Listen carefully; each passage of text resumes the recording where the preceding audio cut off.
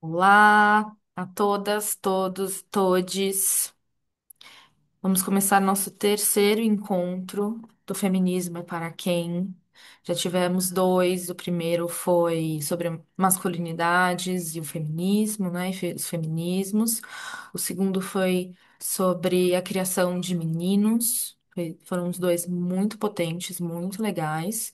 E eles estão no YouTube, para quem não teve a oportunidade de ver.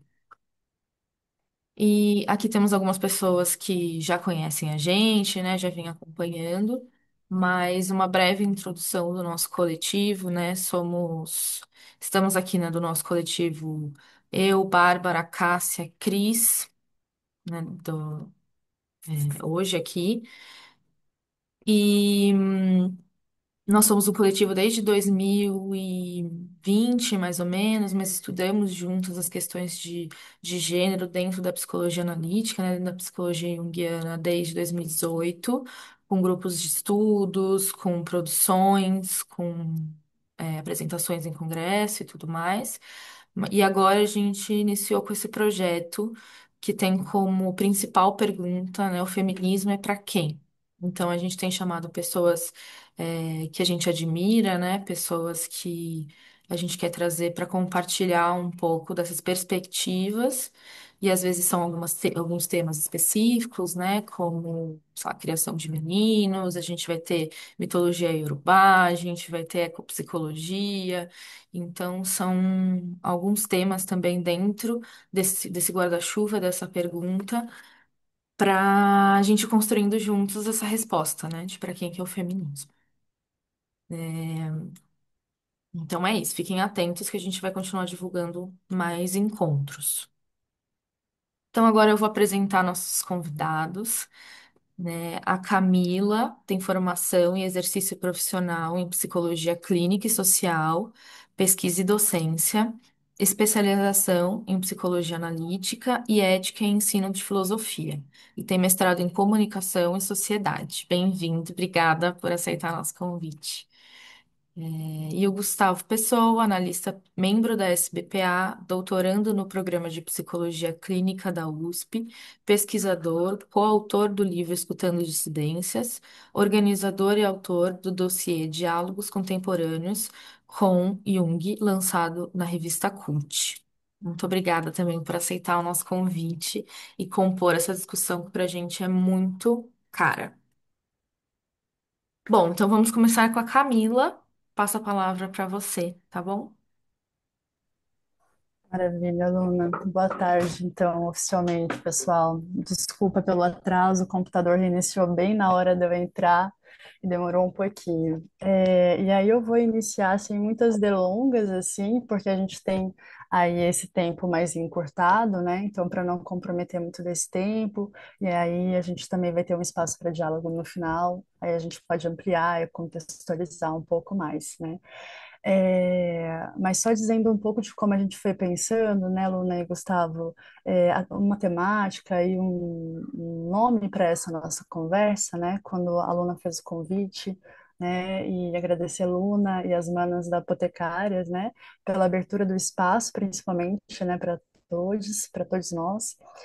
É, eu pensei em trazer, em compartilhar aqui uma escrita que aconteceu no cenário da pandemia, né? Foi uma escrita que eu fiz em 2021, 2022, mais ou menos.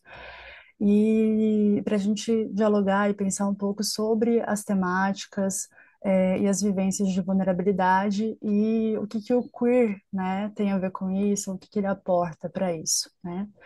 E aí, esse texto, a gente chamou a nossa conversa de vulnerabilidade, de o queer em nós, né? E o texto, eu chamei de vulnerabilidade das formas de resistir. E o texto ele tem três eixos. Eu vou fazer uma leitura aqui, tentar fazer uma leitura que seja comentada, né? Espero que dê para acompanhar, que não fique muito enfadonho ou muito cansativo, né?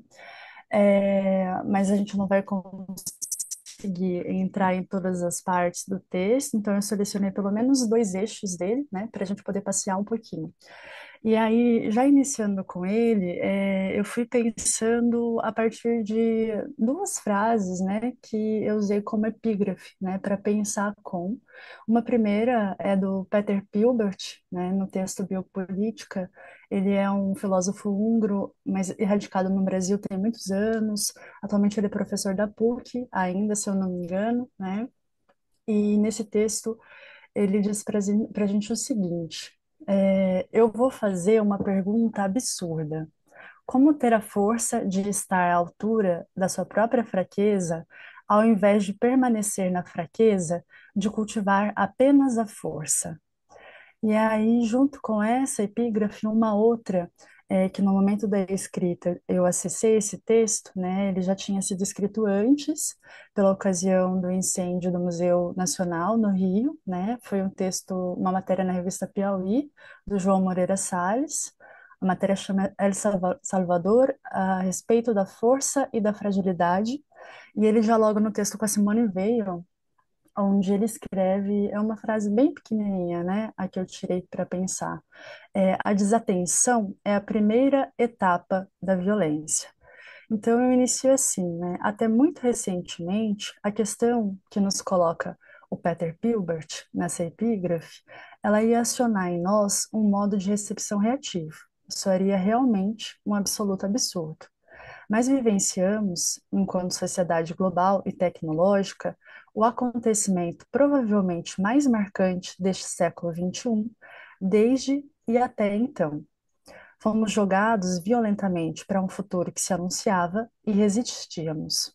Seja qual for o direcionamento e a proporção que a pandemia da Covid-19 tome na vida singular e na vida coletiva, um acontecimento dessa magnitude muda radicalmente a experiência de estar e ser vivo no planeta danificado, né? Fazendo referência a uma antropóloga que é uma pensadora da relação entre humanos, não humanos, das ecologias, que é a Anna Tizink, né? E ela usa esse termo do planeta danificado, né? E é a partir dessa imagem e com o convite dessas epígrafes, né, que a gente vai entrar já nesse primeiro eixo. E aí nele eu busquei pensar uma interrelação, um entrecruzamento entre vulnerabilidade, identidade e diferença. Né? E para iniciar essa conversa, né, chamamos então alguns princípios e atribuições históricas, culturais e estereotipadas do feminino e do masculino. Do primeiro, acolhimento, cuidado, afetos amorosos, e vulnerabilidade, passividade e loucura. Do masculino, restrição, castração, cisão, agressividade e força, atividade e razão. Quando começamos a articular vulnerabilidade, identidade e diferença, parecem existir naturalizações que direcionam a identidade para um polo feminino e a diferença para um polo masculino. Isso nos mobiliza a pensar se estamos tratando de fato de polos tão opostos assim, e ainda a refletir sobre uma inversão que pode experimentar na outra ponta o que há de atributo masculino numa lógica que associa a vulnerabilidade exclusivamente com atributos femininos. Aqui eu estou pensando com uma teórica feminista que trabalha com as temáticas de vulnerabilidade e de violência, que é a Erin Gilson, né? É uma teórica norte-americana. E é interessante a gente notar também uma outra manifestação ao pensar nessa inversão, ao pensar nesse avesso, né? Enquanto, para o feminino, os três primeiros atributos, né, acolhimento, cuidado e afetos amorosos, eles deflagram modos dominantes de recepção positivos e os três últimos, vulnerabilidade, passividade, loucura, deflagram modos negativos. Para o masculino, o que nós tentamos formular como princípios contrários ou supostamente opostos aos dos femininos, os primeiros, a castração, a restrição, a cisão, a agressividade, aparecem como negativos. E os segundos, a força, a atividade, a razão, como positivos na nossa cultura hegemônica. Se a vulnerabilidade ela sendo considerada como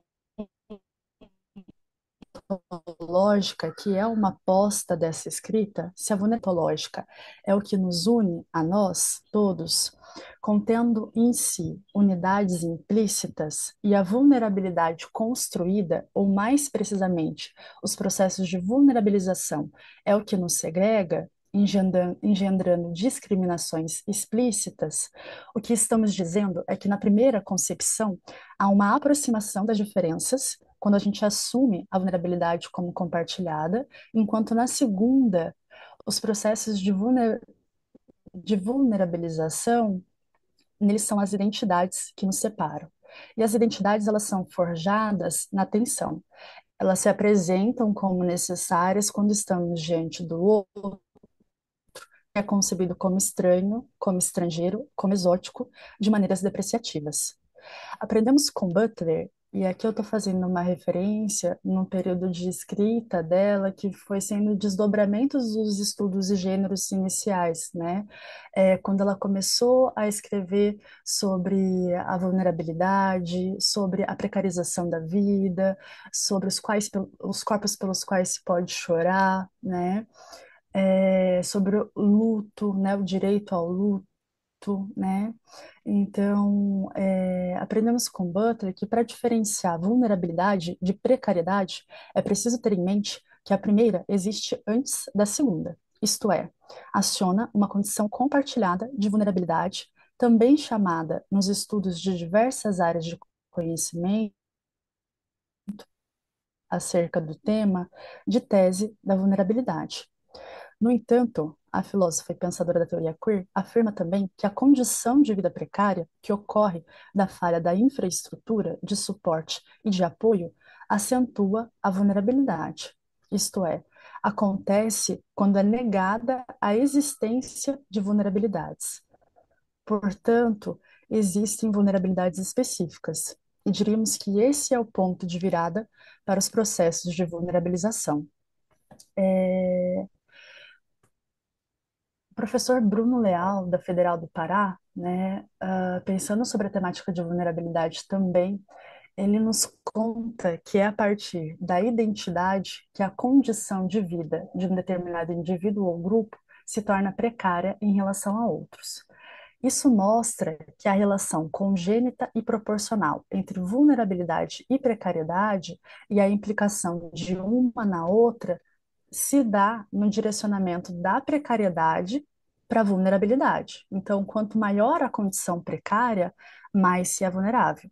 Só que a recíproca, ela não é verdadeira. Não necessariamente a vulnerabilidade do lugar onde a gente está fazendo uma aposta aqui, enquanto assumida, desde uma vulnerabilidade compartilhada, desde uma condição ontológica, ela não necessariamente implica em precariedade, em uma precarização da vida. A precariedade, ela parece se vincular muito mais aos processos de vulnerabilização, quer dizer, quando as diferenças evidenciadas pela própria formação social de identidades passam a configurar uma lógica de exclusão. E a partir dessa lógica, a pessoa vulnerável é concebida por traços de incapacidade, impotência e fraqueza, inserida em uma condição redutiva, como se tivesse minada qualquer possibilidade de ação. O que acontece muitas vezes é que tomamos ideias, normas culturais e sociais como verdades naturais e acabamos sendo possuídas por elas. Esse sentido essencial de quem a gente é até certo ponto o funcionamento de um conjunto de normas sociais. E aqui a gente está pensando com a Butler e com a Erin Gilson novamente. E que é difícil a gente deixar para trás essas imagens dominantes sem perder um senso que é tão valorizado e estruturante como o da identidade. E que a vulnerabilização ela acontece quando a diferença ela é recebida como falta. Quando a abordagem, a vulnerabilidade, ela é negativa, a diferença ela entra em cena como algo pejorativo e até mesmo perigoso. E o professor Bruno Leal, ele fala para a gente que é típico dos processos de vulnerabilização a apreensão dos indivíduos e grupos a partir do que lhes falta. As pessoas homossexuais, por exemplo, faltaria o sentido reprodutivo do sexo, o que as faria perversas. As mulheres faltariam as qualidades ativas e viris dos homens, o que as fariam histéricas. As pessoas negras faltariam racionalidade e competências intelectuais, o que as fariam presas a seus instintos naturais e selvagens, e assim por diante. Nesse assim por diante que o Bruno ele deixa não dito, a gente quer evidenciar também as pessoas indígenas e os povos tradicionais que são apreendidos por essa mesma concepção de falta semelhante à das pessoas pretas, através de uma cultura eurocêntrica, capitalista, branca e burguesa. E ainda, para a gente ampliar essa imagem nesse aspecto, é, quem me conhece um pouco mais de perto sabe que eu investigo as vivências não monogâmicas, principalmente, né? Então, eu trago algumas perguntas para pensar um pouco nessa questão da falta e da exclusão, né? Então, as pessoas que vivenciam as não monogamias, as pessoas poliamorosas, qual seria a suposta falta que as marca em relação ao casamento monogâmico heterossexual, por exemplo? E aí a gente arriscaria afirmar que na cultura hegemônica e no verniz da instituição do casamento, a falta nas não monogamias e no poliamor, especificamente, é registrada pela maturidade e pelos atributos que a cercam, como a responsabilidade e a ética. E a ausência desses atributos fariam das pessoas não monogâmicas pessoas promíscuas. A gente pode cogitar isso porque as não monogamias elas vêm sendo chamadas ou adjetivadas, né, como não monogamias consensuais, né, ou poliamor especificamente. Isso acontece bastante na América do Norte, principalmente, onde ela é chamada também, onde o poliamor é chamado também de não monogamia responsável ou não monogamia ética, né? Então, algumas provocações, algumas questões que vêm desse tipo de nomeação, né? Para que se faz necessário que as não monogamias e o poliamor se postule dessa forma, né? Essas formas de adjetivação, elas estão respondendo a quê e a quem, né?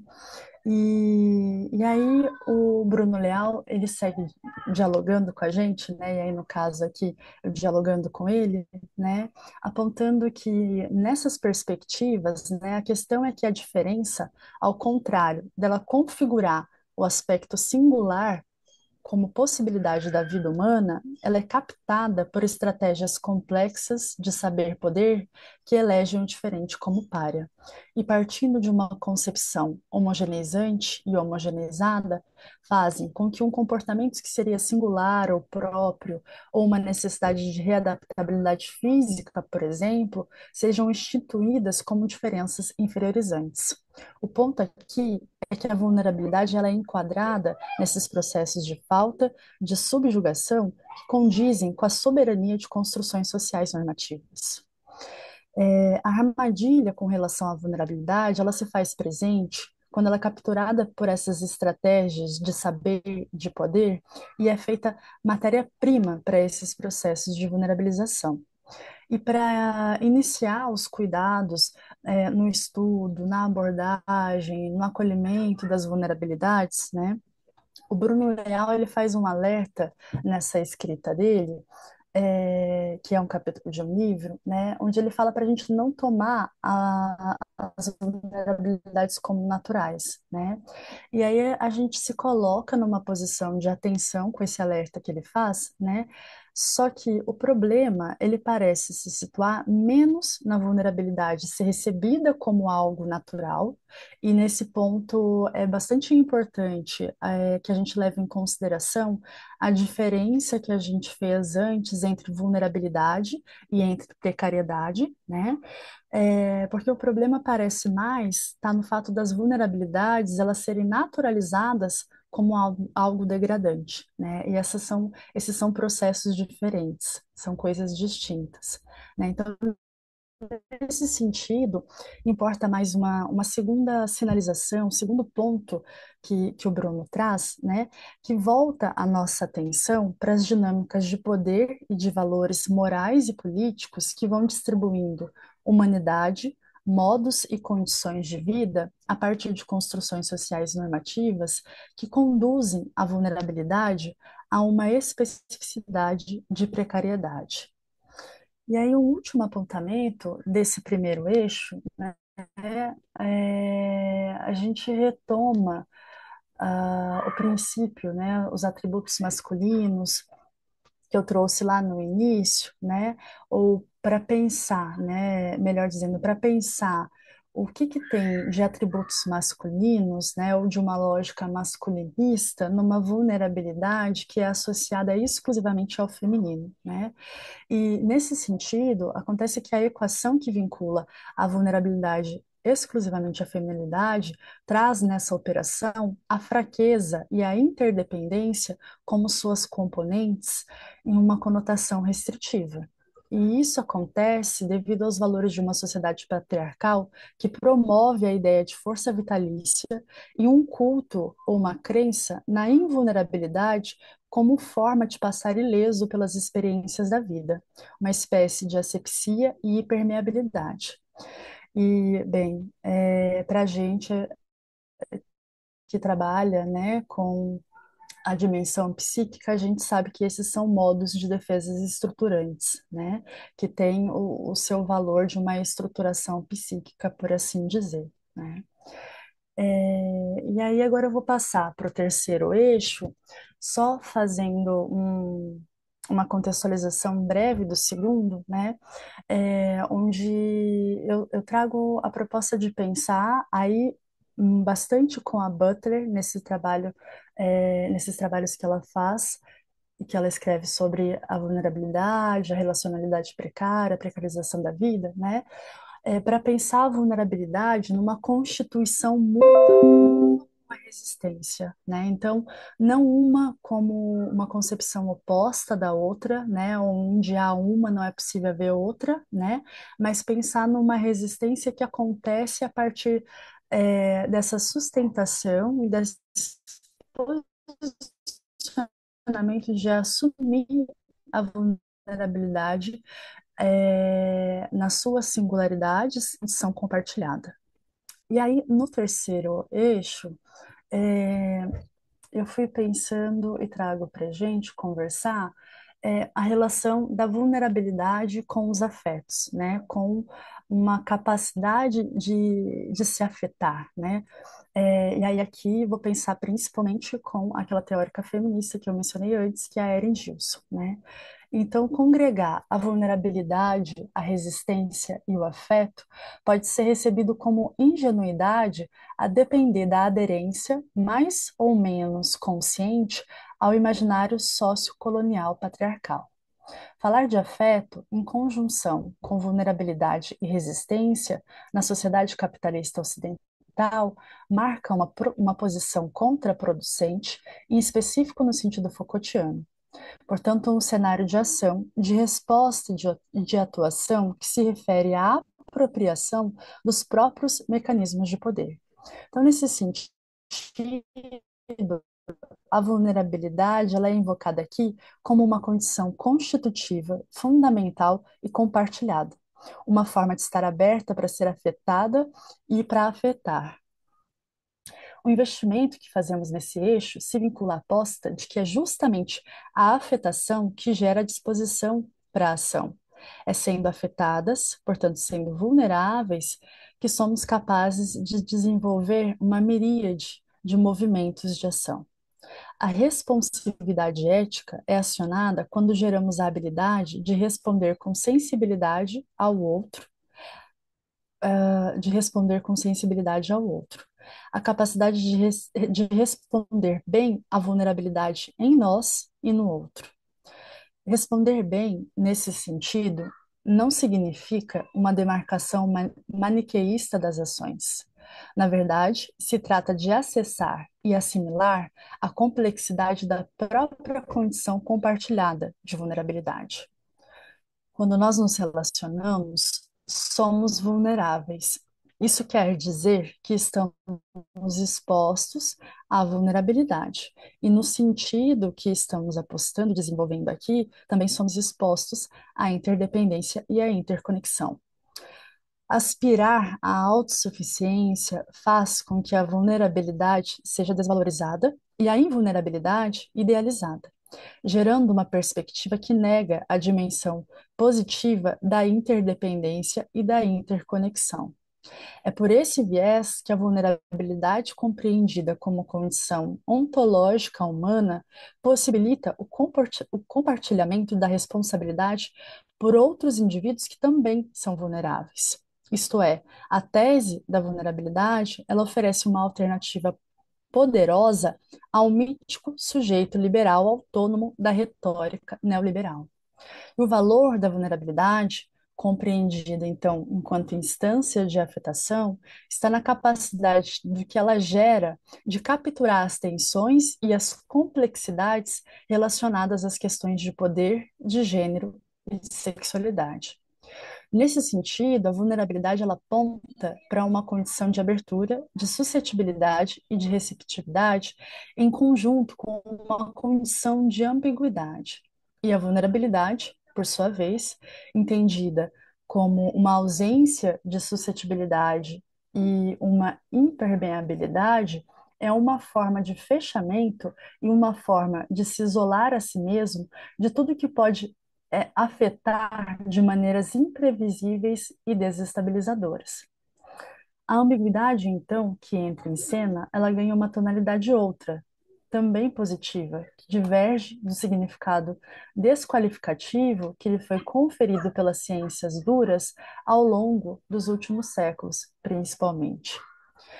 E aqui eu faço uma referência ao Hillman, no texto Traição, onde ele diz para a gente de uma linguagem dúbia, de uma ambiguidade consciente, muito mais que uma ambivalência inconsciente. E aí eu emprego essa afirmação que o Hillman traz nesse texto no sentido de uma apropriação consciente da vulnerabilidade em vez do comando inconsciente dos processos de vulnerabilização. Portanto, de uma disposição em assumir e sustentar os afetos que são suscitados pela vulnerabilidade e de uma posição ambígua que surge quando passamos a resistir com a vulnerabilidade e não a ela.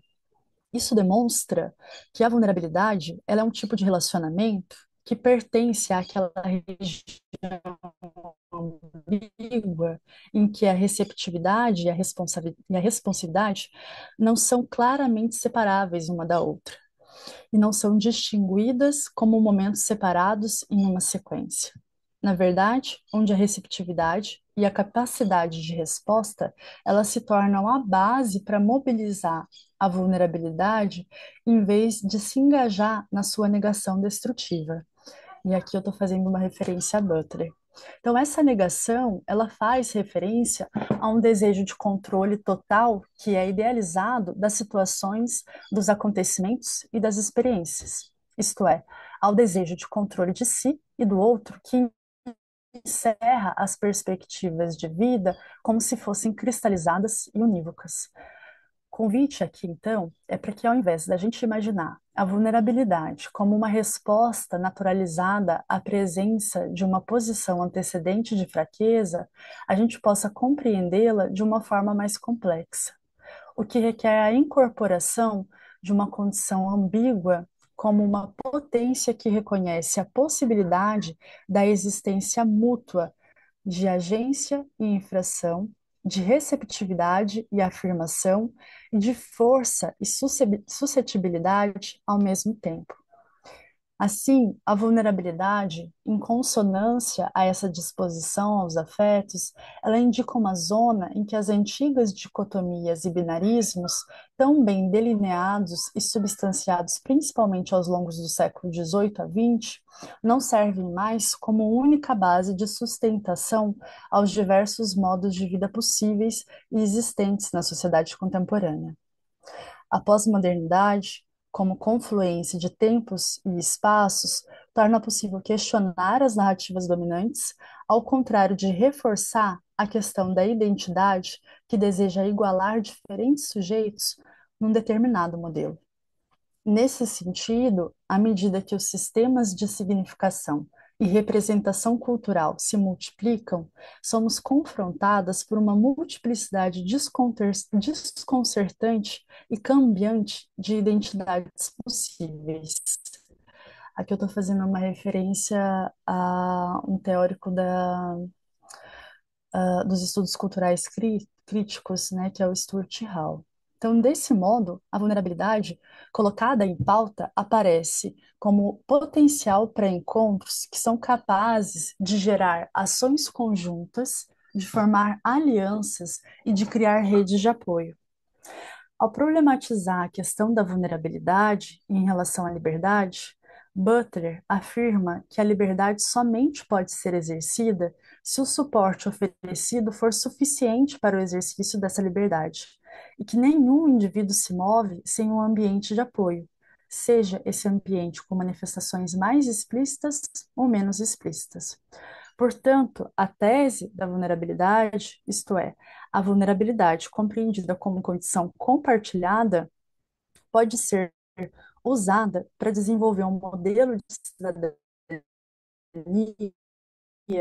baseado na interdependência, na empatia e um primeiro plano de obrigações sociais éticas para com as outras pessoas. Aqui eu estou fazendo referência a alguns estudiosos da tese da vulnerabilidade, das temáticas de vulnerabilidade, e aí eles usam essa expressão, modelo de cidadania, né?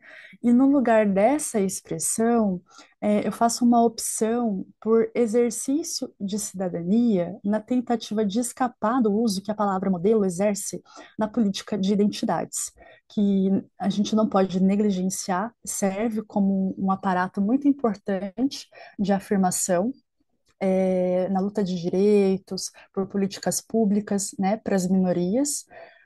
Aqui a gente utiliza a minoria no sentido deleuziano, né, então a gente está falando não no sentido estatístico, né, só que essas mesmas identidades, essas mesmas políticas de identidade, né, ao mesmo tempo, elas produzem estigmas através dos quais se espera que os indivíduos respondam exclusivamente a uma maneira padronizada e permitida para o grupo ao qual ela pertence ou deveria pertencer.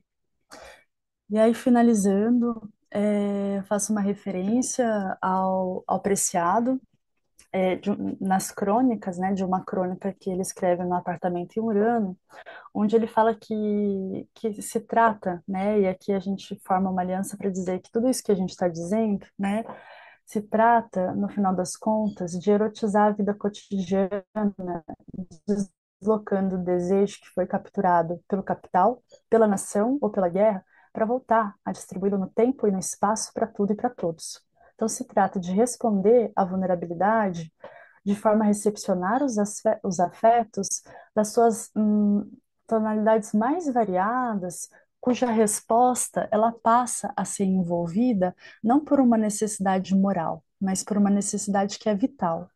Então, a vulnerabilidade, como essa capacidade de ser afetada, de afetar as outras pessoas, ela é central, que é estar vivo, né? E aqui, é, voltando, né, para o nosso Ouroboros, para o início, né, com a imagem do planeta danificado que a Ana Tizing traz, né? Então, é central para estar vivo no planeta danificado. E, e aí eu encerro, passando para o Gustavo e agora aguardando o nosso momento de conversa e agradecendo a escuta de vocês. Obrigada, Camila. Que maravilhoso ver sua perspectiva sobre a vulnerabilidade aplicada na nossa sociedade, né? Mas acho que a gente depois discute mais. Então, Gustavo, vamos lá. Vamos lá. É, Gente, então, eu vou compartilhar com vocês um pouco do que eu tenho pensado.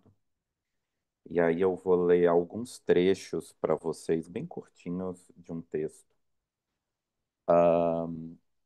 me pautando pelo que As colegas estão propondo aqui, né? Feminismo é para quem? E também no que a Camila aportou para a gente para complexificar um pouco essa conversa e arejar também, abrir a nossa cabeça um pouco com essa questão da vulnerabilidade, né? Eu vou trazer alguns autores, mas de uma forma um pouquinho mais clássica. Toda citação é política, né, gente? Então, assim, as minhas escolhas, tudo que eu faço é muito político, né? E eu gosto de ter isso muito vivo, né? Não sei se vocês conhecem os panos subversivos de uma moça do Rio Grande do Sul, tão maravilhosa, acabei de comprar um monte. E um dos panos subversivos fala que ecologia sem luta de classes é jardinagem.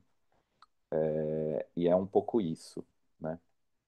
Então, primeira coisa, para eu dialogar com essa história da vulnerabilidade, eu só consigo dialogar por meio do Nietzsche, né? Acho que Nietzsche é um autor fundamental para a psicologia complexa e para a psicologia analítica. Eu sinto muito que nas nossas formações a gente não tenha seminários de Nietzsche. Faz quase 2 anos que eu participo de um grupo de estudos na psicologia clínica, sobre Nietzsche, com a Isadora Petri, que é uma pessoa excepcional, né? Filósofa e psicanalista e doutora em Nietzsche. Procurem-na, porque ela tem um livro chamado Afetos em Mosaico, é sensacional. E o Nietzsche foi a pessoa, eu não sei se todo mundo sabe disso, porque eu só descobri isso ano passado, né, na minha ignorância. Foi o Nietzsche que propôs o termo psicologia profunda, né? Esse termo não existia antes de Nietzsche.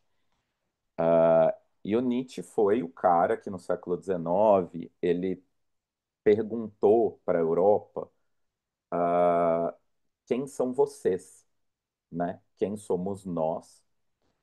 E dentre todas as perguntas que vêm desse questionamento, ele, em certa altura da genealogia da moral, ele se pergunta por que que a gente tem consciência, né? E ele vai dizer assim, olha, a gente tem consciência porque nós somos frágeis, né? A gente tem consciência, e por que que ele vai se perguntar isso quando ele está se indagando sobre o ser humano, né? Porque não, a gente não precisa da consciência do tipo humana para viver, né? Vocês veem cachorros, pássaros, gatos, células, plantas, não têm consciência do tipo humana e vivem muito bem, obrigado, né? Nascem, vivem, morrem e não há nenhum problema com isso. Então, assim, para que consciência, né? Desse tipo que nós temos? E o Nietzsche vai falar, olha, é porque nós somos frágeis. A consciência, ela é a possibilidade de nós formarmos vínculos entre nós do modo como nós formamos, e é assim que a gente sobrevive, senão a gente morre, né? Todo mundo, eu acredito que estejamos a maioria entre psicólogos ou analistas ou psicanalistas, e a gente sabe, né? Você deixa um bebê humano solto por aí, ele morre, né? Ao contrário de bebês de outras espécies. Então, vulnerabilidade e consciência são termos profundamente ligados, né? Nós precisamos, quando a Camila fala que a vulnerabilidade é constitutiva, exato, né? A nossa consciência é constitutiva de nós e a nossa consciência, segundo Nietzsche, né, que acho uma hipótese interessante, ela deriva dessa nossa necessidade de formar vínculos para que nós sobrevivamos. Por que que isso tem me interessado? Isso tem me interessado porque eu tenho a impressão que nós estamos nos movendo nas discussões de gênero. Nós passamos muitas décadas nas questões de gênero fazendo debates epistemológicos, né? Debates epistemológicos são os debates da ordem da produção do conhecimento, né? Como a maioria de vocês pode imaginar, né? Debates epistemológicos são aqueles nos quais as perguntas que emergem têm a ver com como nós nos conhecemos, como nós conhecemos o mundo e como nós nos reconhecemos, né? Os debates epistemológicos são aqueles que tentam posicionar o sujeito. porque o sujeito é o sujeito do conhecimento. Ele não é qualquer sujeito. O problema é que o debate epistemológico, e acho que os autores do campo do gênero têm percebido isso, e isso eu estou achando muito interessante. O debate epistemológico, ele parte de um ocultamento de algo um pouco mais profundo, né? E nós estamos começando a olhar para este mais profundo.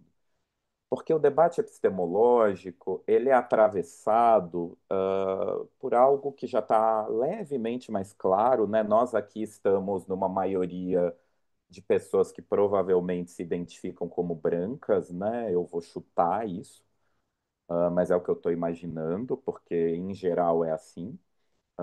Nos meios da psicologia, a psicologia tende a ser um campo de conhecimento bastante burguês, né?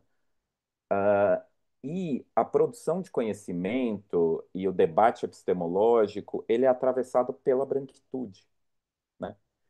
Uma das dimensões da branquitude, eu gosto muito porque as pessoas indígenas e as pessoas negras, elas nos interrogaram muito assertivamente para que nós pudéssemos refletir sobre a nossa branquitude, né? E uma das questões dessa branquitude europeia que nós herdamos da violência que nos colonizou, é essa tendência de nós formularmos universais e de nós darmos as coisas como certas, né? Isso é típico da branquitude, né? A ausência da dúvida, porque às pessoas brancas sempre foi dada a garantia de uma certa dignidade, né? Mesmo as pessoas brancas que questionam, que resistem, que se posicionam contra a branquitude, naturalmente diferenciando branquitude de brancura, né? A gente não está falando sobre um fenótipo, né? Sobre uma tonalidade de pele. A gente está falando sobre um sistema de poder, né? E nesse efeito que a branquitude produz, de dar as coisas como certas, nós que no mínimo temos passabilidade como pessoas brancas e no mínimo fomos socializados como pessoas brancas e, portanto, recebemos privilégios da branquitude, nós damos como certos que a gente sabe o que é ser humano e a gente sabe o que é um ser vivo. Portanto, nós sabemos o que é o ser. E aí o debate epistemológico começa com essas certezas dadas, né? O que é o ser, o que é o mundo, quem são os vivos, quem são os mortos. Ainda bem que nós estamos nos movendo, fazendo um movimento que se parece um pouco com o que Nietzsche fez, mas se parece um pouco com o que muitos pensadores indígenas e pensadores negros fazem, que é de promover uma fricção ontológica e não epistemológica, né? Da gente tirar do lugar que nós sabemos quem nós somos. A gente nem percebe que a gente faz isso. Mas para discutir homem, mulher, masculino e feminino, a gente tem que ter como dado que a gente já sabe o que é um ser humano. E precisou existir um Frantz Fanon para dizer que a pessoa preta não é tratada como um ser humano, ela entra numa ordem ontológica de uma animalização, né? Porque nós, independente de nossa posição política, tínhamos uma imensa dificuldade de perceber esse dado que é uma certa obviedade de como o sistema produz a violência sobre os corpos negros. Acontece que embora nós tenhamos tido o privilégio de ser interrogados pelas pessoas negras e indígenas a respeito das fricções ontológicas, a gente está só agora levando isso para o feminismo e para o gênero. Então, eu acho muito interessante que a pergunta orientadora desse projeto das apotecárias seja: feminismo é para quem? Porque ele guarda uma outra pergunta que é: quem somos nós, né? Quem somos nós que estamos interrogando para quem é o feminismo? Quem foram as pessoas que fizeram os primeiros movimentos feministas? O que aconteceu nos por volta de 150 anos, tira ou põe mais 10 ou 20 anos? O que aconteceu nos 150 anos do feminismo? Quem foram as pessoas que interrogaram o feminismo? Como as feministas de uma época responderam? O que que isso produziu? O que que isso produziu nas pessoas e na humanidade das pessoas? Essas pessoas que vieram depois se tratavam dos mesmos seres ou não? Os seres de 2025 dialogam com quais seres de 1890 ou de 1920? Bom, daí me interessa a gente olhar para autores que, de uma forma talvez muito preliminar, nos abrem para fazer essa fricção ontológica. E aí eu vou ler trechos bem curtinhos do ensaio que se chama Não se nasce mulher, da Monique Wittig, publicado em 1981. Ela fala assim: uma abordagem feminista materialista da opressão da mulher destrói a ideia de que mulheres sejam um grupo natural, um grupo racial de tipo especial, um grupo percebido como natural, um grupo de homens com corpos considerados materialmente específicos. O que a análise alcança no nível das ideias, a prática torna realidade no nível dos fatos. A própria existência da sociedade lésbica destrói o fato social artificial que constitui as mulheres como grupo natural. Uma sociedade lésbica revela pragmaticamente que a separação dos homens, da qual a mulher foi objeto, é política e demonstra que fomos reconstruídas ideologicamente como pertencentes a um grupo natural. No caso das mulheres, a ideologia vai longe, uma vez que tanto nosso corpo como nossa mente são produtos dessa manipulação. Em nosso corpo e em nossa mente, fomos obrigadas a corresponder, característica por característica, à ideia de natureza estabelecida para nós. Fomos desvirtuadas a tal ponto que nosso corpo deformado é o que eles chamam de natural. É o que deve existir como tal diante da opressão. Desvirtuadas a tal ponto que, no fim, a opressão parece consequência dessa natureza em nós mesmas. Uma natureza que é apenas uma ideia. O que uma análise materialista faz por meio do raciocínio, uma sociedade lésbica alcança pela prática. Além de não haver um grupo natural classificado como mulheres, nós lésbicas somos prova viva disso. Nós também questionamos a mulher como indivíduo, pois para nós, assim como para Simone de Beauvoir, a mulher não passa de um mito. Ela disse: ninguém nasce mulher, torna-se mulher. Só um comentário. Muitas pessoas não sabem interpretar Simone de Beauvoir. Então, eu fico muito feliz que a Monique Wittig aqui traga um trecho um pouco maior que esclarece ou escurece algo muito interessante. Ninguém nasce mulher, torna-se mulher. Página 9 do Segundo Sexo. Nenhum destino biológico, psíquico, econômico define a forma que a fêmea humana assume no seio da sociedade. É o conjunto da civilização que elabora esse produto intermediário entre o macho e o castrado, que qualificam de feminino. Eu vou repetir. Ninguém nasce mulher, torna-se mulher. Nenhum destino biológico, psíquico, econômico define a forma que a fêmea humana assume no seio da sociedade. É o conjunto da civilização que elabora esse produto intermediário entre o macho e o castrado, que qualificam de feminino.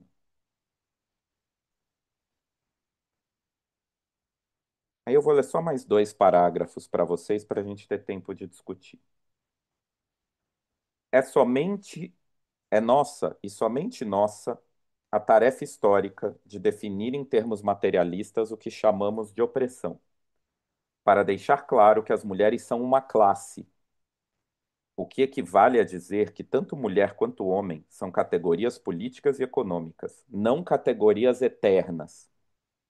Nossa luta visa suprimir os homens enquanto classe por meio de uma luta não genocida, mas política. Quando a classe homem desaparecer, as mulheres como classe também desaparecerão, pois não há escravo sem senhor. Nossa primeira tarefa, ao que parece, é fazer sempre uma distinção completa entre as mulheres, a classe dentro da qual lutamos, e a mulher, o mito, pois a mulher não existe para nós. É apenas uma formação imaginária, enquanto as mulheres são produto de uma relação social.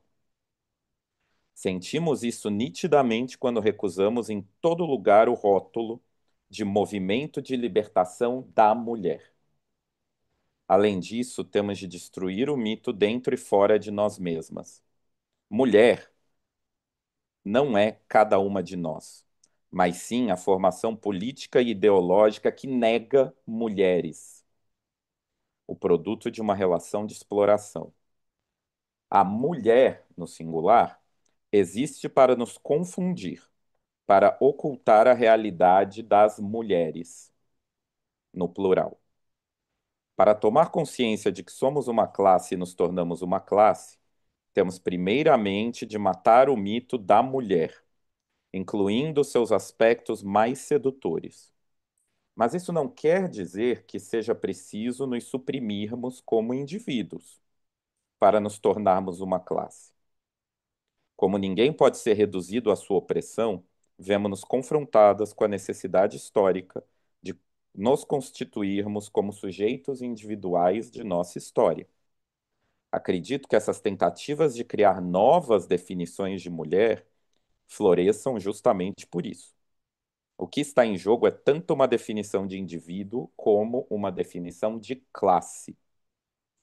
Pois, uma vez que se reconhece a opressão, é preciso conhecer e experimentar o fato de que é possível se constituir como sujeito, contrário de objeto de opressão, que é possível se tornar alguém apesar da opressão, que cada pessoa tem sua própria identidade.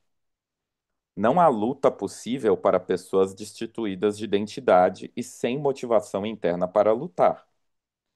Pois, ainda que só seja possível lutar com outras pessoas, primeiramente eu luto por mim mesma. E aí ela termina assim: destruir a mulher não significa que tenhamos o objetivo, tudo, menos a destruição física, de destruir o lesbianismo simultaneamente às categorias do sexo. Porque o lesbianismo oferece temporariamente a única forma social em que podemos viver de modo livre. Lésbica é o único conceito que conheço que está além das categorias do sexo, homem e mulher. Porque o sujeito em questão, a lésbica, não é uma mulher, seja em termos econômicos, seja em termos políticos ou ideológicos. Pois o que faz da mulher mulher é a relação social específica a um homem, uma relação a qual chamamos anteriormente de servidão, uma relação que implica obrigação pessoal e física, assim como obrigação econômica, a residência forçada, a corveia doméstica, deveres conjugais, produção ilimitada de filhos, etc. Uma relação da qual as lésbicas fogem pela recusa de se tornarem ou permanecerem heterossexuais. Somos foragidas de nossa classe, da mesma forma que os escravos fugidos norte-americanos quando escapavam da escravidão e se tornavam livres. Para nós, essa é uma necessidade absoluta. Nossa sobrevivência exige que usemos toda a nossa força para contribuir com a destruição da classe das mulheres, na qual os homens se apropriam das mulheres. Só podemos conquistar isso destruindo a heterossexualidade como sistema social fundado na opressão das mulheres pelos homens e que produz a doutrina da diferença entre os sexos para justificar esta opressão.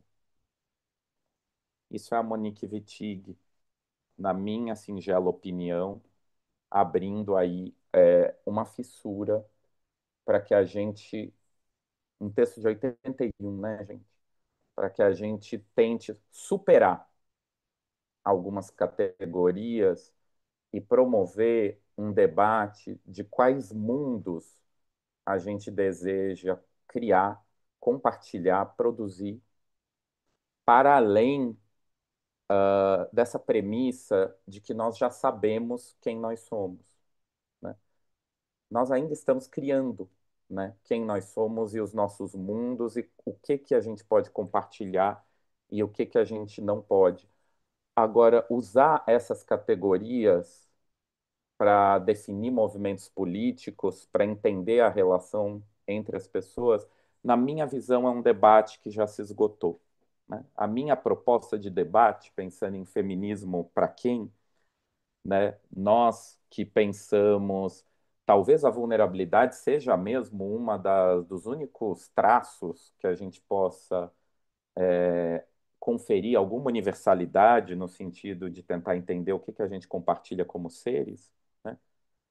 Mas talvez todas essas outras categorias já esteja na hora de nós, como estudantes de gênero, que nós possamos de algum modo superá-las, né? A minha provocação é nesse sentido.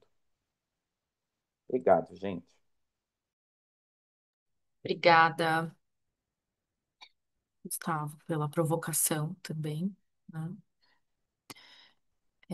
E agora eu vou abrir para perguntas e discussões para a gente aproveitar mais os nossos convidados. Vamos lá? Quem quiser, pode ir levantando as mãozinhas.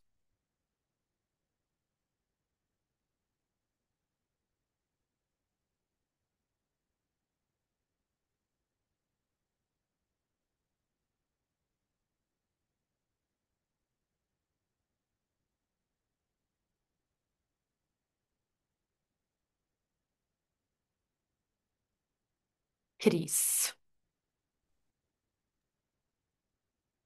Olá, boa tarde mais uma vez, principalmente para quem não estava aqui na Zinho, quase boa noite já, né? É, queria pensar nesse movimento, né? Não sei se é exatamente essa palavra, queer brasileiro, né? Porque a gente tem notícias desse movimento mais, né, ao norte, aí temos algumas notícias desse movimento, né,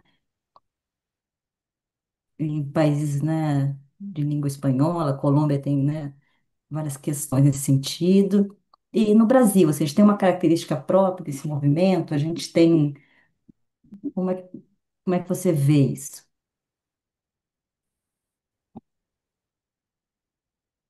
A internet da Cris tá travando um pouquinho e eu não sei exatamente para quem ela fez a pergunta, mas talvez para os dois, né? Se quiserem responder sobre esse queer e A características questão, brasileiras, né? a questão do queer é muito interessante, né? Porque queer foi uma palavra subvertida, né? Uma palavra que vem da língua inglesa, ela foi subvertida. Ela também foi latinizada, né? Como C-U-I-R, né? Queer. Eu acho que o Preciado entende muito bem, no jogo de palavras que ele faz, quando as pessoas gostam de pensar no queer ou como estranho, ou como excêntrico, ou como o texto de 1919 do Freud, que é o infamiliar, o estranho, né, o inquietante. E o Preciado, de repente, ele vai lá e ele coloca a palavra monstro, né? Provavelmente inspirado pela Virginie Despentes, quando ela escreve a teoria King Kong. E ela fala, eu sou o King Kong, né? Eu sou a feia, eu sou a gorda, eu sou a abusada, eu sou a indesejada, né? Ou seja, eu sou o monstro, né? Acho que existem particularidades, né? Tem pessoas que traduzem queer como bicha, né? O Pedro Lemebel, no Chile, ele vai chamar de bicha, né? Ele vai, pelo menos nas traduções que chegam ao Brasil, né? Chega como bicha. E, e, e a escrita do Pedro Lemebel é muito interessante, né? Agora, a gente precisa entender que isso não é uma boa frase. Eu acho assim, é interessante que a gente observe que tem uma intenção na palavra queer de desestabilizar a questão das identidades, né? Vamos lembrar sempre que os movimentos queer, eles têm um desejo, um objetivo final pós-identitário, né? Com, como objetivos parciais, o reconhecimento dessa identidade homem branco heterossexual como a primeira identidade privilegiada nas relações, né? Então, eu acho que a gente precisa pensar muito bem quando a gente fala de queer como um fenômeno atribuído a certas pessoas, ou como uma identidade em si mesma, porque talvez seja mais interessante olhar para queer como um movimento, né? Movimento nesse sentido, né, de pessoas que se movem no sentido da desestabilização das identidades, na superação justamente desse sujeito do conhecimento, né? Que é assim, falar que você é queer é falar que você não se reconhece com a linguagem que está dada, né? A heterossexualidade, e é a heterossexualidade branca, burguesa, não é qualquer heterossexualidade, mas esse sistema heterossexual, branco, normativo, burguês, ele oferece uma linguagem e nos coloniza com uma linguagem que não nos descreve.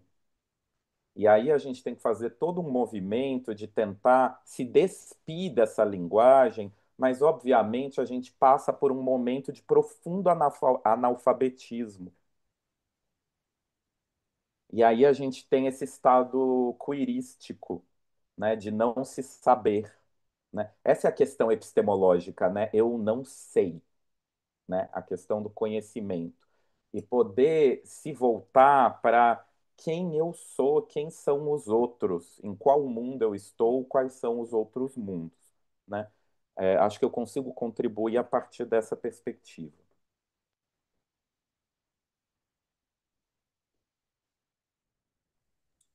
Cris, pode, Luna. Vou entrar um pouquinho para dialogar contigo. Acho que retomando um pouco, na verdade, atualizando para a gente, assim, eu não pude estar nos dois primeiros encontros de forma síncrona, né? Mas eu assisti as gravações, terminei de assistir hoje o finalzinho da última conversa, né, do segundo encontro. Então, só para trazer com a gente aqui, que a Carmen não pôde estar hoje, né? Mas trazer a belíssima aula que ela deu, e eu disse isso para ela, né, em privado, então vou reconhecer aqui publicamente também. Uma das melhores aulas, né, numa linguagem psicológica da história do feminismo, assim, em 30 minutos, né? Foi excepcional. Mas só recuperar isso porque ela trouxe, ela não entrou, nas teorias queer exatamente, né? Que aí, como o Gustavo está trazendo para a gente, é, tem esse jogo, né, de uma afirmação e de um posicionamento. Então, as teorias queer, elas também têm várias problematizações, vários problemas com os feminismos, com as teorias feministas também, né? Mas se eu entendi o que tu... Não sei se vocês estão me ouvindo bem, eu acho que pelo menos tá ok. Para mim tá aparecendo uma mensagem de instabilidade. Tu trouxe a questão do queer, é, com Q e o queer com C, né? Se eu entendi um pouco da pergunta, assim, que tu trouxe também, né? E da perspectiva de onde eu vejo, né, a gente pode pensar numa questão teórica, né, e numa questão de praxis também semelhante aos próprios estudos coloniais, né, por exemplo, né, quando a gente pensa nos estudos pós-coloniais, a gente tem aí uma posição, né, que demarca, que situa, né, uma historicidade, um lugar geográfico, uma cultura, né, ah, e aí a gente tem os estudos decoloniais e, né, principalmente os estudos anticontracoloniais, né, que situam de outro modo, né, trazem outras epistemologias, outros saberes, né. Então, principalmente eu vejo a diferença entre o queer com C e o queer com Q, né, como um modo de situar as nossas vivências no sul global, né. Então, tem toda essa historicidade que o Gustavo estava trazendo para a gente das teorias queer, né, enquanto uma espécie de transformação, de apropriação do próprio termo, né, que passou de algo que era degradante, né, estigmatizante, né, para uma potencialização, um reconhecimento, uma afirmação desses modos de vida, né, e só que isso marca uma diferença também com as nossas existências no Brasil, com as nossas existências na América do Sul, né, com as nossas existências dos países que são tidos aí como países desenvolvidos ou países ricos, como a gente quiser chamar, né? Então eu vejo a principal demarcação nesses nomes como sendo essa, né?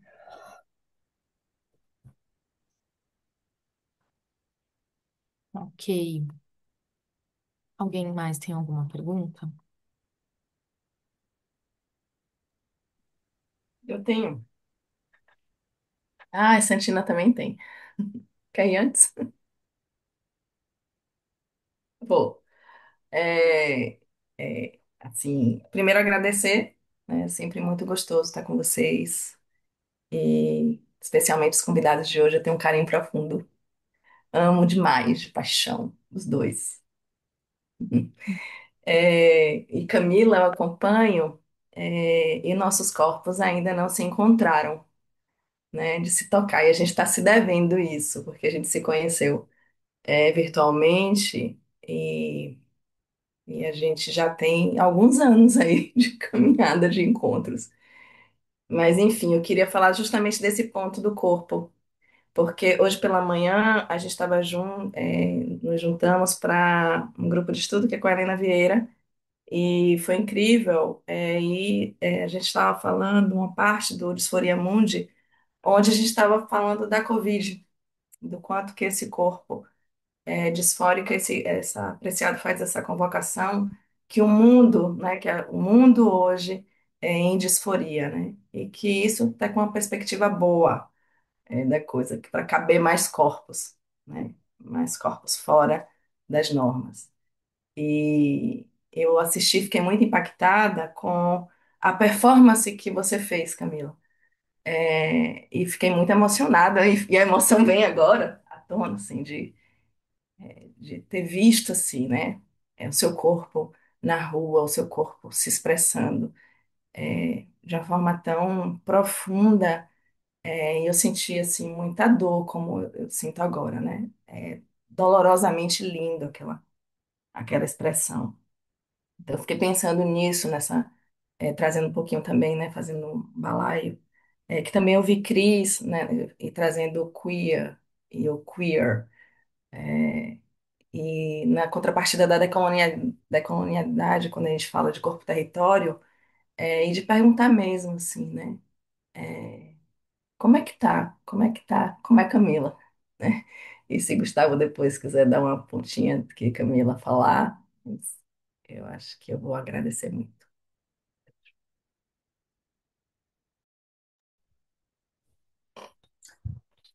Eu vou falar como a Mayra falou, quando Não sei, Luna, acho que foi você que perguntou para ela, né? Quando ganha esse toque de uma pessoalidade, né? As palavras, mais especificamente, elas somem, né? Faltam Uhum. palavras.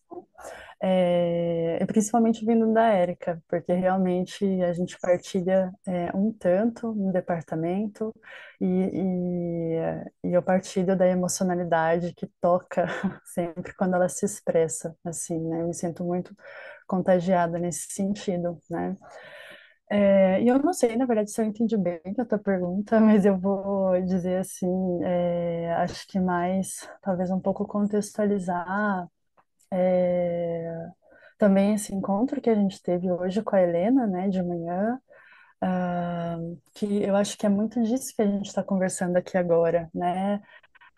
E a gente já conversou sobre isso em outros momentos também, né? Que é pensar o queer, e como a Helena estava falando hoje de manhã, né? A dissidência que somos todos, né? Cada um na sua singularidade, nesses lugares de vulnerabilidade, que é, né, a imagem que a gente está usando aqui para expressar, enfim, o termo que a gente está usando aqui para expressar, mas as feridas também a gente pode dizer desse lugar, né? Então, a singularidade desses lugares, né?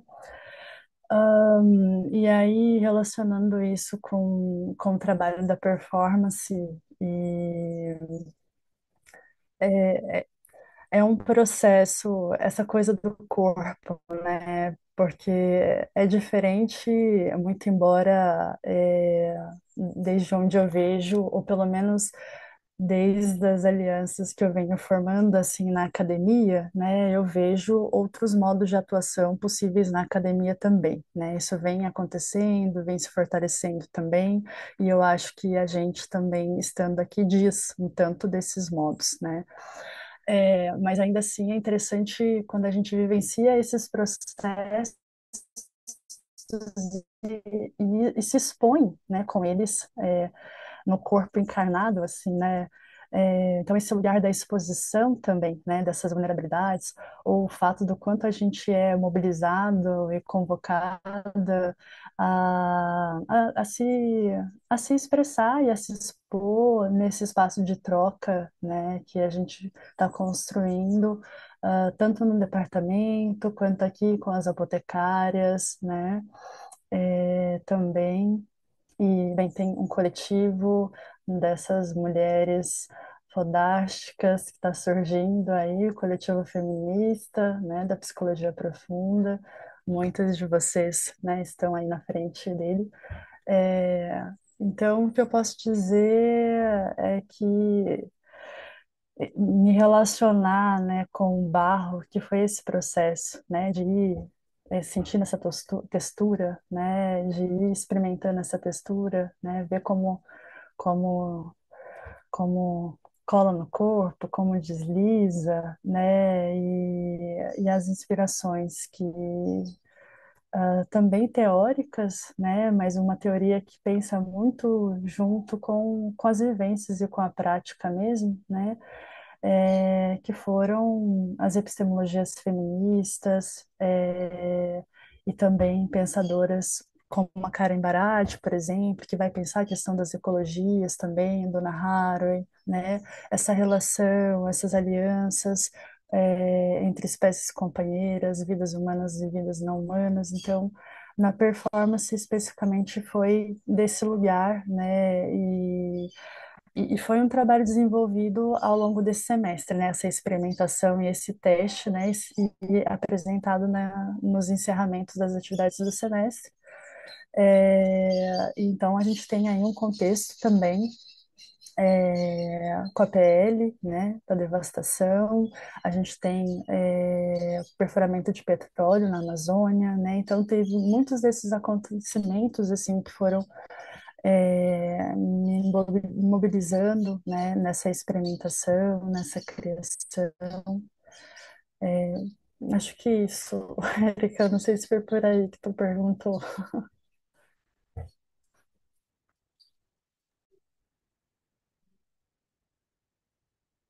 Santina está perguntando se tem algum registro filmado dessa performance, se você gostaria, né, de Uhum. compartilhar isso também.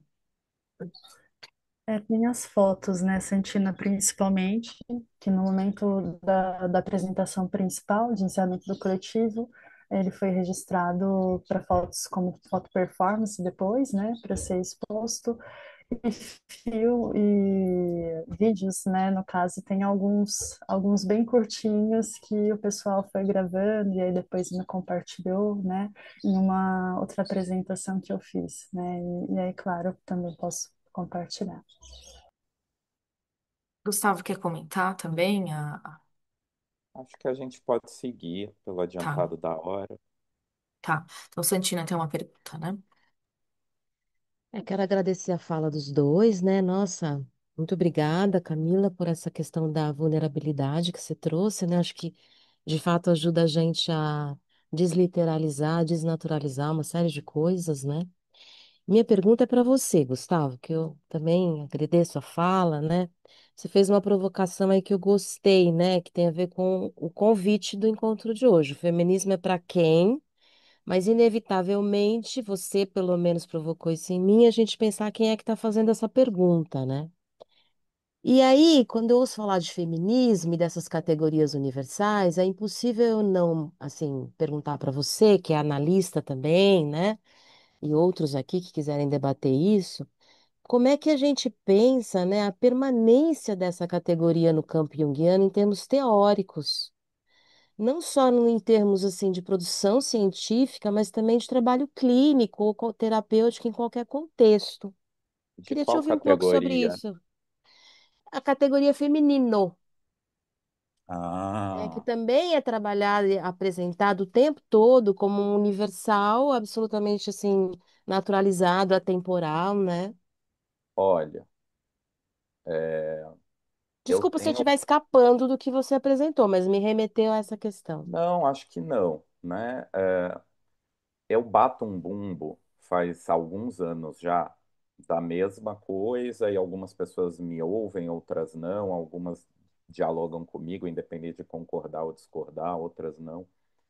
Que é assim, feminino para mim, para o meu gosto, para o que eu já estudei do campo de gênero, para o que eu já vivi em coletivos feministas, com amigas, amigos, amigues, feministas. Feminino, para mim, é referente à mulher e masculino é referente a homem. Para mim, começa e termina aí. Eu acho que todo o resto que se faz com isso tem a ver, na minha visão, por que que eu não apoio toda uma tentativa de você fazer uma validação de uma categoria da ordem do mundo das ideias, né, que não é materialista. Porque eu acho que isso serve ao patriarcado. Você dizer que existe um feminino que não é adjetivo de mulher e existe um masculino que não é adjetivo de homem, para mim é você manter as coisas no nível do abstrato, e o nível do abstrato, ele só serve à opressão, né? Porque a gente começa a inverter as questões de causa, efeito, finalidade, sincronicidade, como se elas se originassem de uma substância abstrata, que seria esse feminino e esse masculino, e aí ferrou com as nossas lutas, né? Porque se elas não se originam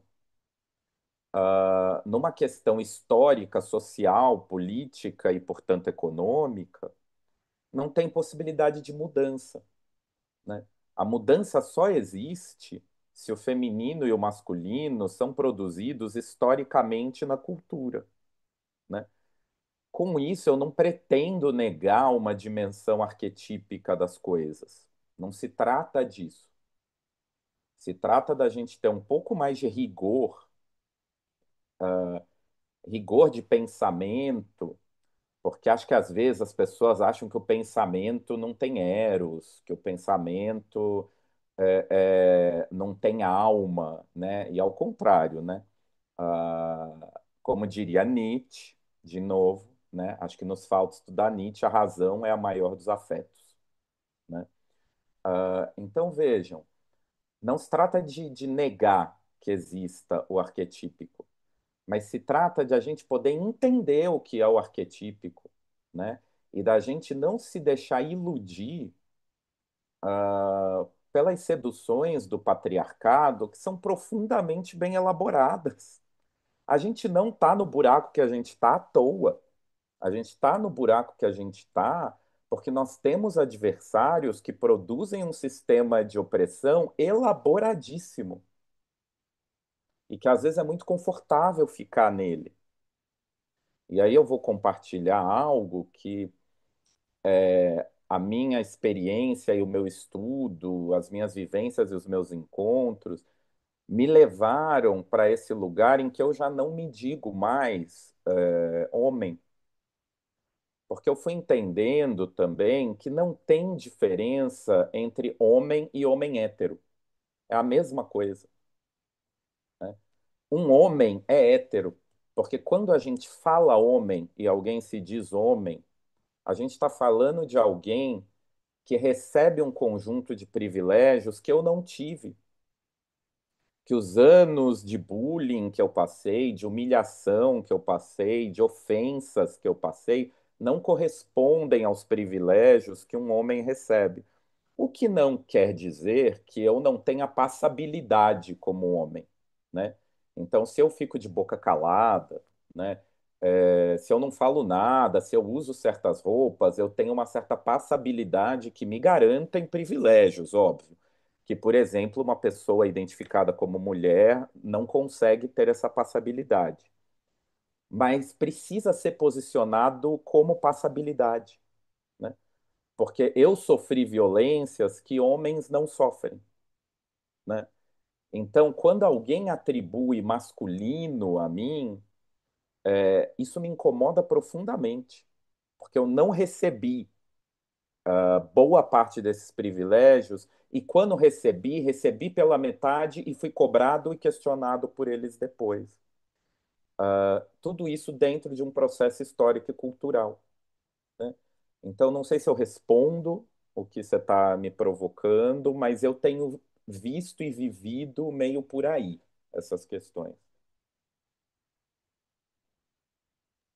Responde sim. Agradeço, querido. Muito obrigada, viu?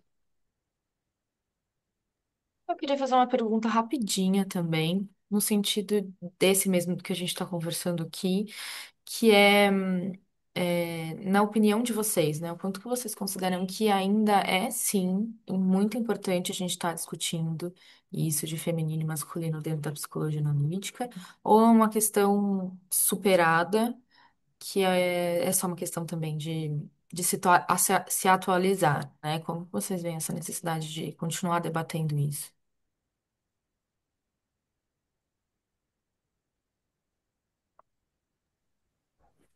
Não é superado, bem categoricamente, né? Vide a gente está aqui conversando sobre isso, vide a gente precisar e sentir essa necessidade de formar coletivos para dizer sobre isso, né? Então, não, eu não vejo como superado, vide os vários episódios que acontecem institucional ou não institucionalmente, né?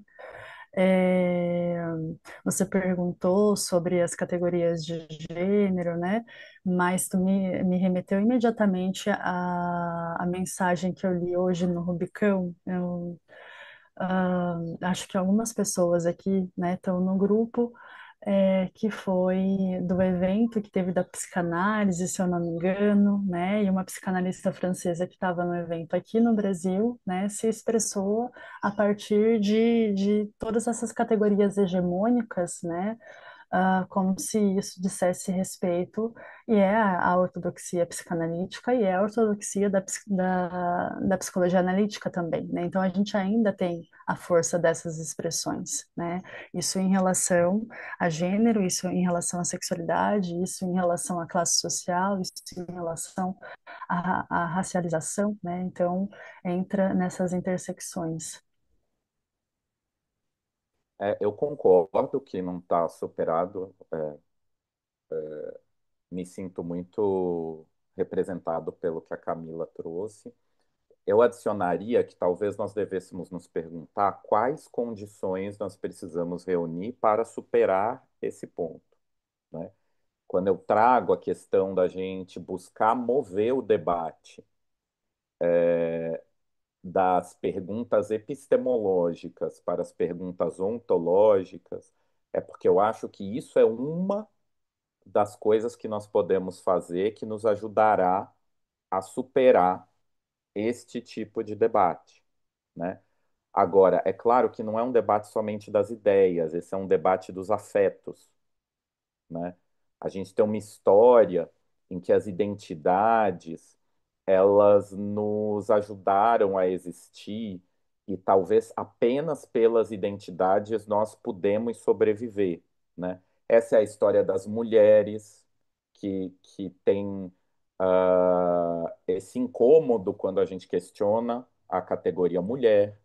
Essa é a história das pessoas gays, essa é a história das pessoas lésbicas, que também tem esse incômodo quando a gente questiona a categoria gay, a categoria lésbica. Essa é a história das pessoas trans, né? Ah, por isso que, assim, a questão de ordem epistemológica, a questão que me interessa é principalmente desestabilizar a identidade homem branco hétero. Essa é a principal desestabilização que não se implementa de fato, né? Que a gente precisa insistir nisso, né? Nós somos os chatos, né? Nós somos os incômodos, nós somos os pentelhos, nós somos os xiitas radicais, etc, etc. Mas nós precisamos insistir nisso. Mas acho que a pergunta precisa girar em torno de quais condições nós podemos reunir para superar esse essa insistência numa teorização de um masculino feminino da ordem do abstrato, da ordem do ideal, da ordem do não material. Bárbara, tem tempo para mais uma pergunta, Acho que convidados? é perguntar, porque eu sei que extrapolamos, né? Mas podemos? 5 minutos, Marcia. É abuso dos nossos palestrantes. Só mais uma pergunta. É que fui ouvindo, né? E acho que eu fiquei muito, assim, tentando, né, de alguma forma, assim, estabelecer um diálogo e até a partir da pergunta da Luna, da pergunta da própria Santina, essa possibilidade, né, da gente, ao mesmo tempo, ao fazer uma pergunta, né, a gente expor a nossa materialidade, né, no sentido de quem pergunta, de alguma forma está começando, né, a desestabilizar as categorias, os contextos, né, e se coloca em xeque também, se coloca em questionamento, né. Então, a gente ter deflagrado essa pergunta, né, vai trazendo uma série de questionamentos quando a gente se implica, né, de alguma forma. Eu fiquei me perguntando a prática clínica, né, muito também, né, assim, tanto que eu senti, né, por exemplo, do questionamento do Preciado, né, no seu O Moço que Vos Fala, né, quando a gente começa a ouvir, né, como a Camila muito bem disse, né, a coisa do prestar atenção, né, e de se vulnerabilizar, né? Mas não no sentido de como a coisa foi construída, mas no sentido de abertura, no sentido de troca, no sentido de se colocar em relação, a gente também, de alguma forma, se altera, né? E a gente também, de alguma forma, é deslocado do nosso lugar de certeza para ir para um lugar de incerteza, né? E acho que a gente pode fazer isso quando a gente vai questionar categorias de gênero, ou questionar a própria, né? Que eu acho que é um privilégio poder questionar a própria categoria de gênero, falando de um pressuposto de privilégio, mas também de um lugar do psicólogo, né? Da psicóloga, de escuta analítica, de quem está ali para ouvir, para prestar atenção, e a partir de que pressuposto, de que lugar está ouvindo. É, então, assim, vocês veem isso na prática de vocês? Vocês acham que esse é um campo também de até de experiências, né, que de alguma forma trazem para o debate? porque eu vejo pouco, né, a gente trazendo um pouco a prática clínica e às vezes eu me sinto um pouco implicada, né, assim, a coisa do mas eu tenho essa prática, né? E acho que todos nós aqui, a maior parte de nós, pelo menos os palestrantes também tem. E se vocês veem isso Olha, também no fazer. Bárbara, eu acho assim, eu acho que a gente discute pouco, talvez a gente faça poucos fóruns de prática clínica. E as pessoas, infelizmente, a gente não se questiona as coisas, né? Por exemplo, o que é uma clínica? O que que constitui clínica, né? Isso é um debate muito interessante. Agora, eu preciso sair realmente, então eu vou falar bem rapidinho. Na minha visão, Jung, volume 16.2, Psicologia da Transferência. A transferência é o alfa e o ômega do método analítico, né? Transferência é um campo que se institui e se sustenta na medida em que existe uma analista ali, né? Essa analista, ela é um ser, de alguma ordem. Então, a questão única da prática clínica, acho que as pessoas entendem pouco quando Jung falava que um analista precisa ser culto, né? E quando a gente fala culto, a gente tem que perguntar o que está sendo cultivado. Desde que eu comecei a minha empreitada nos estudos de gênero, isso foi em 2017, mais ou menos, todos os meus analisandos trazem questões de masculino, feminino, machismo, racismo, ou seja, a escuta se transformou, né? Eu me transformei. Se eu me transformo, o campo transferencial que eu ofereço se transforma. O que eu dou conta de sustentar são outras questões. Ah, o infinitesimal sobre o qual eu decido intervir é outro, né? Então, o que a gente faz aqui transforma a minha prática clínica e eu suspeito que transforma a de todos vocês. Então, a gente pode até fazer um outro fórum para discutir do que se trata clínica. Agora, o nosso fazer é um ser, não é um fazer. Então, a nossa preocupação tem que ser com quem nós somos, porque é isso que vai proporcionar o nosso fazer. E é isso que vai transformar a nossa prática clínica.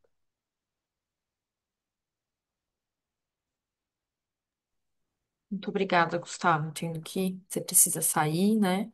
É, não sei se Camila quer comentar também, né? Mas acho que em respeito ao tempo, precisamos encerrar.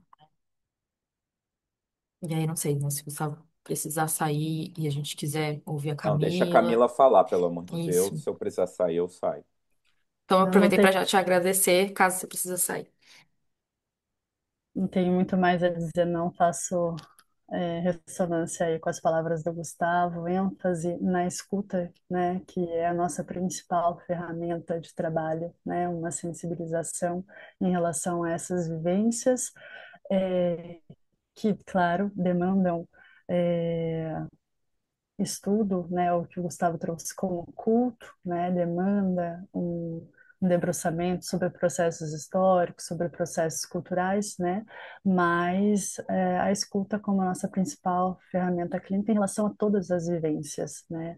Quando eu comecei a escutar a Bárbara, o que me veio foi um encontro com o Daniel Iago, que estava aqui mais cedo, né, e e aí fizeram uma pergunta para ele de alguma fala que ele estava fazendo, alguma conversa que ele estava tendo num outro espaço, né, sobre como atender, né, pessoas não cisgêneras, né, não heterossexuais, né, que técnicas utilizar, né, e aí ele responde dizendo, bem, quais você usa para atender uma pessoa cis e uma pessoa hétero, né, quais são as técnicas que a gente usa, né, então é esse lugar da escuta, principalmente, né? Então, faço ênfase no Gustavo com isso. E agradeço também, pessoal, a conversa, Luna, Bárbara, Cris, as manas da Apotecárias, pela recepção, pelo espaço. E Gustavo, companheiro nessa conversa. Eu que agradeço, Camila, Luna, Bárbara, Cássia. Obrigado, gente, todo mundo. Cris. Obrigada, gente. Agradeço profundamente, né? E gostaria muito de reforçar que eu acho que é sempre uma aula, né? Muito culta, mas também muito sensível. Eu fico muito feliz dos nossos encontros promoverem tanta sensibilidade, assim, né? Como a Camila também trouxe de sermos afetados e de afetarmos, né? Me realiza muito ver que nossos encontros também são tão sensíveis e espero que vocês também se sintam assim, né? Mas para mim é um valor muito legal esse que a gente está construindo junto também.